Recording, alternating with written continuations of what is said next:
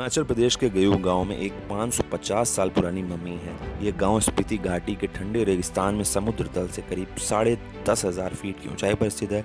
भारत चीन सीमा के पास मौजूद ये गांव अपनी प्राकृतिक खूबसूरती के लिए जाना जाता है। लेकिन इस गांव में 550 साल पुरानी मम्मी को देखने के लिए दुनिया भर से लोग आते हैं। लाहौल स्पीति घाटी के ऐतिहासिक ताबो मठ से करीब 50 किलोमीटर दूर भारत चीन सीमा पर स्थित गयूं गांव साल में 6 से 8 महीने बर्फ से ढके रहने की वजह से दुनिया से कटा रहता है।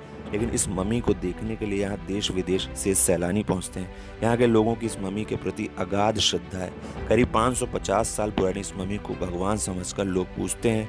लोग इसे जिंदा भगवान मानते हैं। भारत तिब्बत सीमा पर हिमाचल के लाहौल स्पीति के गयूं गांव में मिली इस मम्मी का रहस्य आज भी बरकरार है।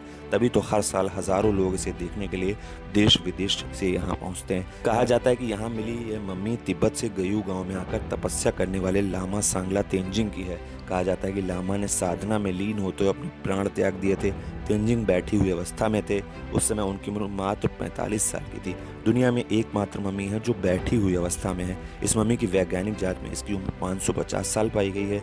मम्मी बनाने में एक खास किस्म का लेप मृत शरीर पर लगाया जाता है, लेकिन इस मम्मी पर किसी किस्म का लेप नहीं लगाया गया है। फिर भी इतने वर्षों से ये मम्मी कैसे सुरक्षित है, ये राज आज भी बरकरार है। सबसे चौंकाने वाली बात यह है कि लोग बताते हैं कि इस मम्मी के बाल और नाखून आज भी बढ़ रहे हैं। ये बात जानकर आपको यकीन नहीं हो रहा होगा, लेकिन इस बात को स्थानीय लोग बिल्कुल सच बताते हैं। एक आधिकारिक बयान के मुताबिक भारत तिब्बत सीमा पुलिस यानी आईटीबीपी को सड़क निर्माण कार्य के दौरान ये मम्मी मिली थी। 1975 में यहाँ आए भूकंप में ये मम्मी जमीन में दफन हो गई थी। 1995 में आईटीबीपी के जवानों को सड़क बनाते समय खुदाई में ये मम्मी फिर मिल गई। कहते हैं कि खुदाई के समय इस मम्मी के सिर पर कुदाल लगने से खून तक निकल आया था, जो कि सामान्य तौर पर संभव नहीं है। मम्मी पर इस ताज़ा निशान को आज भी देखा जा सकता है। 2009 तक ये मम्मी आईटीबीपी के कैंपस में रखी हुई थी।